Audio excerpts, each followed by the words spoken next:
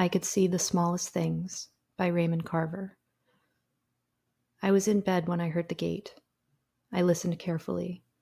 I didn't hear anything else, but I heard that. I tried to wake Cliff. He was passed out. So I got up and went to the window. A big moon was laid over the mountains that went around the city.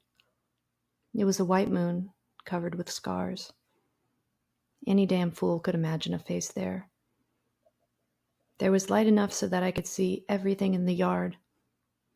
Lawn chairs, the willow tree, clotheslines strung between the poles, the petunias, the fences, the gate standing wide open.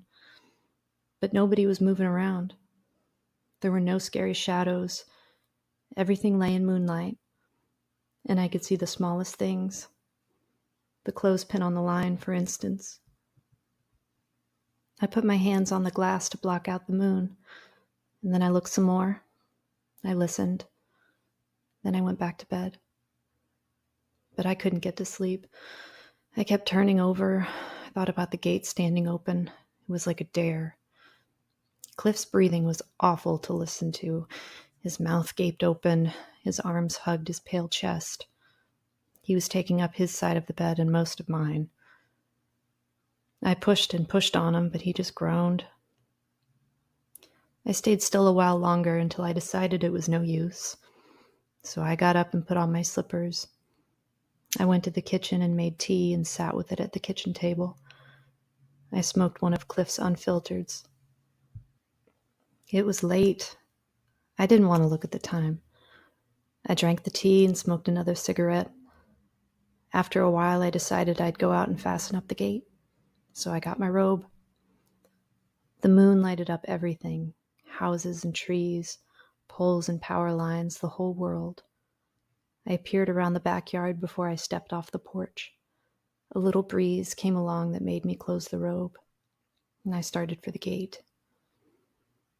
There was a noise at the fences that separated our place from Sam Lawton's place. I took a sharp look. Sam was leaning with his arms on the fence, there being two fences to lean on. He raised his fist to his mouth and gave a dry cough. "Evening, Nancy," Sam Lawton said. I said, "Sam, you scared me." I said, "What are you doing up?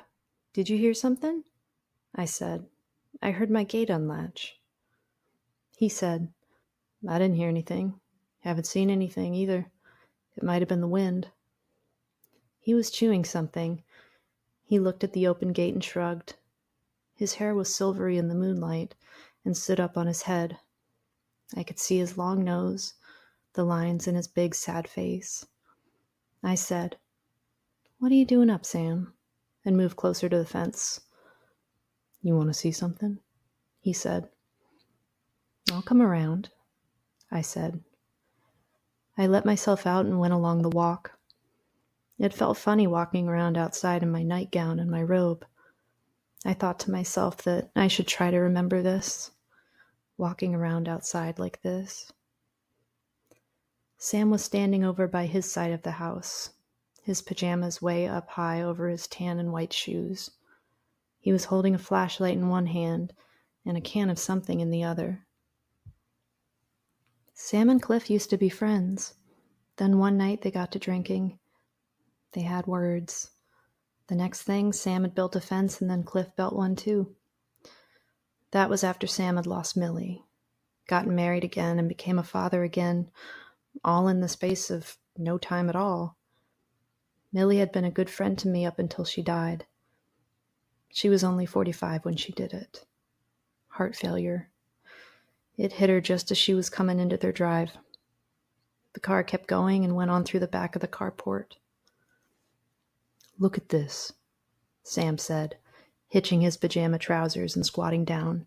He pointed his light at the ground. I looked and saw some wormy things curled on a patch of dirt. "Slugs," he said. "I just gave him a dose of this," he said, raising a can of something that looked like Ajax. "They're taking over," he said, and worked whatever it was that he had in his mouth. He turned his head to one side and spit what could have been tobacco. I have to keep at this just to come close to staying up with them.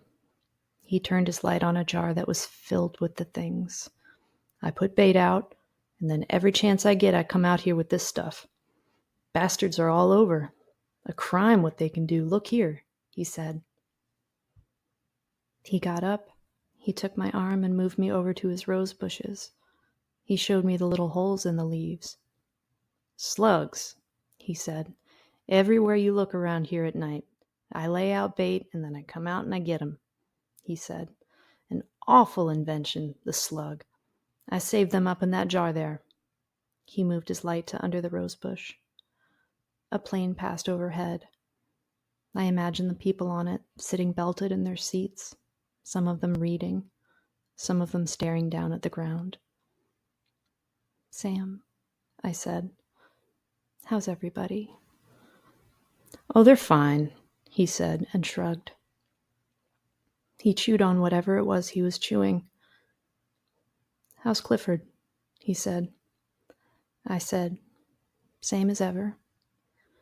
Sam said, sometimes when I'm out here after the slugs, I'll look over in your direction, he said. I wish me and Cliff was friends again. Oh, look there now, he said and drew a sharp breath. There's one there. See him? Right there where my light is. He had the beam directed onto the dirt under the rose bush. Watch this, Sam said. I closed my arms under my breasts and bent over to where he was shining his light. The thing stopped moving and turned its head from side to side. Then Sam was over it with his can of powder, sprinkling the powder down. Slimy things, he said. The slug was twisting this way and that. Then it curled and straightened out.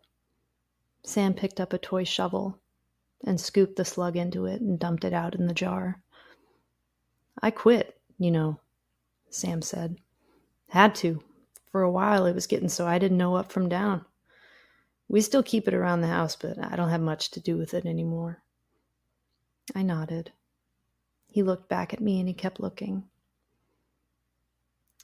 I'd better get back, I said. Sure, he said. I'll continue with what I'm doing, and then when I'm finished, I'll head in too. I said, good night, Sam. He said, listen. He stopped chewing. With his tongue, he pushed whatever it was behind his lower lip. Tell Cliff I said hello. I said, I'll tell him you said so, Sam. Sam ran his hand through his silvery hair as if he was going to make it sit down once and for all, and then he used his hand to wave. In the bedroom, I took off the robe, folded it, put it within reach. Without looking at the time, I checked to make sure the stem was out on the clock. Then I got into the bed, pulled the covers up, closed my eyes. It was then that I remembered I'd forgotten to latch the gate. I opened my eyes and lay there. I gave Cliff a little shake. He cleared his throat. He swallowed. Something caught and dribbled in his chest. I don't know. It made me think of those things that Sam Lawton was dumping powder on. I thought for a minute of the world outside my house, and then I didn't have any more thoughts, except the thought that I had to hurry up and sleep.